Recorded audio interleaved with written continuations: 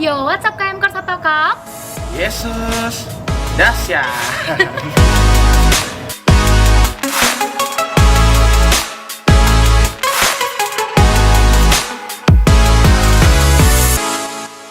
Oke teman-teman, jadi pada kesempatan kali ini kita akan membacakan pertanyaan-pertanyaan yang kalian berikan di Instastory KMK Gunadarma.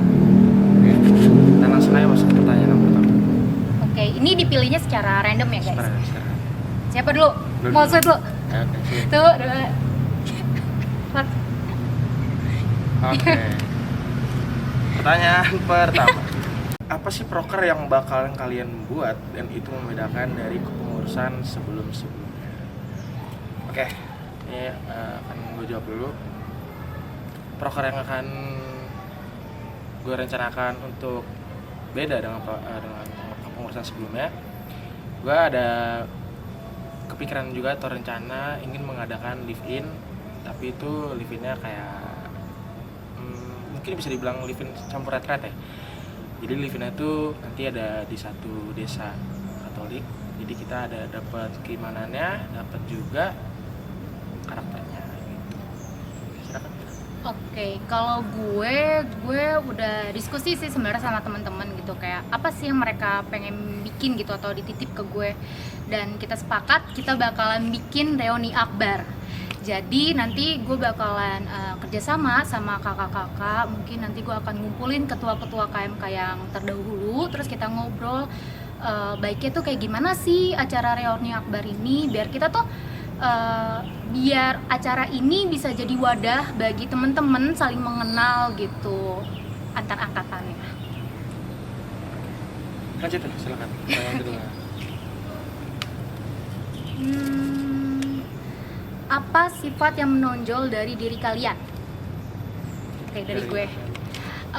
Gue itu sifat yang paling menonjol itu perfeksionis. Gue itu kalau ngerjain sesuatu itu perlu research dulu, terus suka banget bikin sesuatu yang rapi, terstruktur, terencana. Itu sih yang paling menonjol dari sifat gue. Oke. Mungkin kalau sifat gue yang paling menonjol itu apa ya? Gue tuh orangnya berbesar hati, jadi gue mau menerima orang dengan keadaan apapun dalam segala bentuk apapun. Oke, kita lanjut ke pertanyaan ketiga. Pertanyaan ketiga, gimana caranya kalian membangun relasi yang baik terhadap kampus dan PMKJ? Oke, mungkin kalau cara membangun relasi yang baik, mungkin dari hal kecil dulu ya. Kita mengikuti acara-acara yang dibuat oleh PMKJ, kayak konsolidasi ataupun kayak misa-misa bareng. Jadi kita setidaknya walaupun nggak terlalu dekat, setidaknya kenal. Dan juga misalkan kayak dulu ada juga turnamen di satu-satu unit, misalnya kayak ada di Untim, di US. Jadi itu bisa lebih mendekatkan kita pada PMKJ. Oke, kalau dari gue pribadi, mungkin di awal kita perlu saling kenal dulu gitu, kayak kita memperkenalkan ini loh kepengurusan yang baru gitu, karena hubungan yang baik tuh harus dimulai dari awalnya dulu kan, komunikasinya baik gitu. Mungkin kita bakalan ada acara makan-makan bareng gitu sama Pak Dito atau bareng sama Romo Rudi gitu. Baru nanti kan kita bisa saling kasih informasi kegiatan apa sih yang sumbangsinya kira-kira bisa kita kasih untuk mereka gitu. Ya harus sering-sering komunikasi dan ikut acaranya sih biar saling kenal. Itu sih kalau dari gue. Oke. Lanjut. Role model kepemimpinan kalian itu kayak apa? Kayak siapa gitu, dan kenapa itu menggambarkan kalian banget? Oke, kalau dari gue suka dengan gaya kepemimpinannya Kim Namjoon. Mungkin teman-teman yang suka K-pop gitu ya udah tahu Kim Namjoon itu siapa. Dia itu pemimpin dari boy group yaitu BTS gitu. Gue sukanya dia, gaya kepemimpinan dia tuh soalnya dia tipe kepemimpinan yang mendorong anak-anaknya biar tampil gitu. Jadi dia mensupport anak-anaknya biar berani untuk tampil, berani untuk memberikan karya. Nah, gue tuh suka tipe kepemimpinan yang seperti itu. Ya. Kalau gue gaya kepemimpinan yang gue suka itu seperti bokap gue sendiri. Jadi bokap gue itu punya gaya kepemimpinan, kalau kita berani berbuat berarti kita berani bertindak juga. Sebenarnya banyak sih, tapi ini gue sebutin satu aja ya. Jadi kayak misalkan kita berbuat sesuatu yang baik, pasti akan nanti dapat tindakan yang baik. Begitu juga kalau kita berbuat tindakan buruk, dapat juga tindakan buruk. Lanjut. Tinggal 2 nih. Berarti ini satu gue pegang. Oke. Pertanyaan kelima. Kira-kira kalau ada anak pengurus yang minta rehat atau istirahat, kalian akan menerapkan sistem yang seperti apa? Oke, gue mau jawab dulu. Di dalam kepengurusan, menurut gue pribadi, nggak bisa kayak apa ya? Kalau dibilang capek sih enggak ya, karena tuh pengurus tuh menurut gue seru. Karena kita pengurus itu bisa 20-30 orang, jadi kayak nggak mungkin kita kerja sendiri, dan nggak mungkin juga setiap minggu kita kerja terus gitu loh. Jadi kita ada job desk masing-masing, dan juga apa ya, kayak nggak mungkin aja kalau emang ada pengurus yang minta rehat. Tapi kalau misalkan emang ada pun, gue bakal menanyakan dulu apa alasan jelas yang bisa membuat dia capek gitu. Apakah pembagian job desk yang kurang merata atau gimana? Oke, kalau dari gue kebetulan gue tuh udah menerapkan ini di kepengurusan gue yang lama gitu. Gue tuh menerapkan untuk anak-anak boleh istirahat, karena gue tahu pasti adalah titik lelahnya seseorang gitu.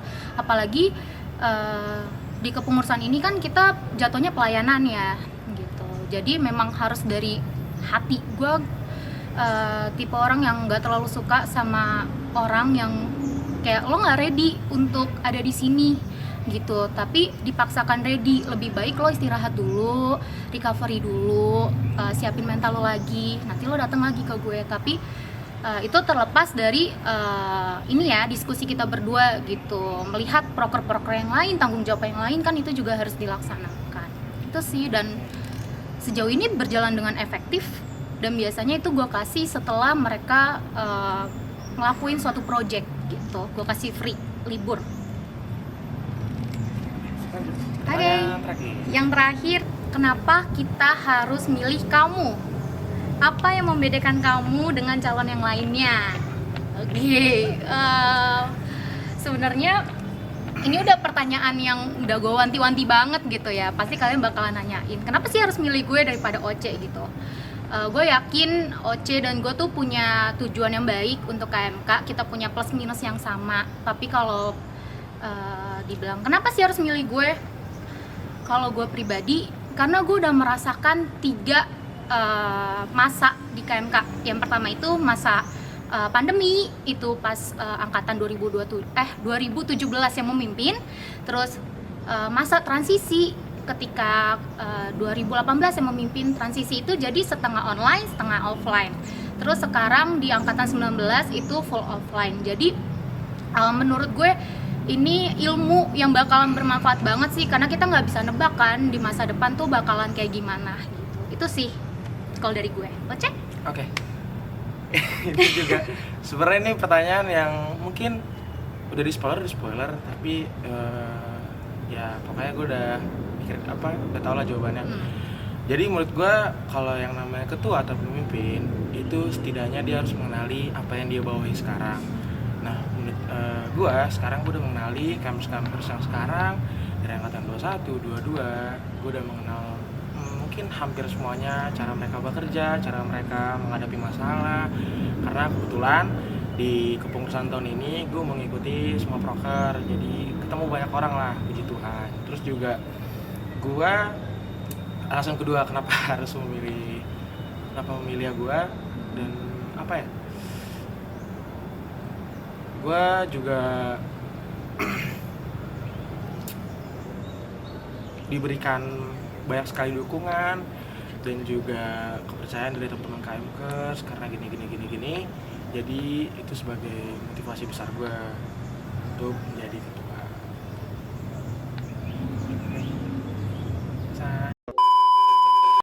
Oke, sekian jawaban dari pertanyaan yang udah kalian kirim di Instastory KMK Gunadarma. Buat teman-teman yang masih mau tanya tentang kita ataupun seputar visi misi kita atau program kita, ini bisa datang di RUA. Oke, nanti gimana sih? Tepatnya itu di Wisma Sahabat Yes. juga teman-teman, jangan lupa. Tanggal 4 Juni. Ada KMK Dharma, Keluarga Karya Kasih. Dadah.